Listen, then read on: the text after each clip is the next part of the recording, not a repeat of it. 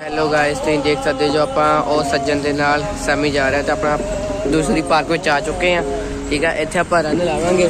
ਉਹ ਤੁਸੀਂ ਬੋਰਡ ਦੇਖ ਸਕਦੇ ਹੋ 0 ਕਿਲੋਮੀਟਰ ਤੇ ਇਹਦੇ ਬਾਅਦ 'ਚ ਆਪਾਂ ਰਨਿੰਗ ਸਟਾਰਟ ਕਰ ਦੇਣੀ ਆ। ਤੇ ਇਸ ਤਰ੍ਹਾਂ ਹੀ ਆਪਾਂ ਰਨਿੰਗ ਸਟਾਰਟ ਕਰਾਂਗੇ, ਫਿਰ ਤੁਹਾਨੂੰ ਹੌਲੀ ਹੌਲੀ ਵਿੱਚ ਵਿਊ ਦਿੰਦੇ ਰਵਾਂਗੇ ਤੇ ਜੁੜੇ ਰਹੋ ਸਾਡੇ ਬਲੌਗ ਦੇ ਨਾਲ। ਠੀਕ ਹੈ, ਇਹ ਵਾਪਸ ਕਿਉਂ ਆਉਣ ਡੇ ਆ?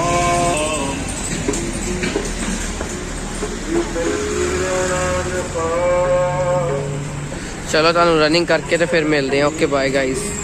ਜਿਸ ਤਰ੍ਹਾਂ ਕਿ ਤੁਸੀਂ ਦੇਖ ਸਕਦੇ ਜੋ ਆਪਾਂ 500 ਮੀਟਰ ਦਾ ਟਰੈਕ ਕੰਪਲੀਟ ਕਰ ਲਿਆ।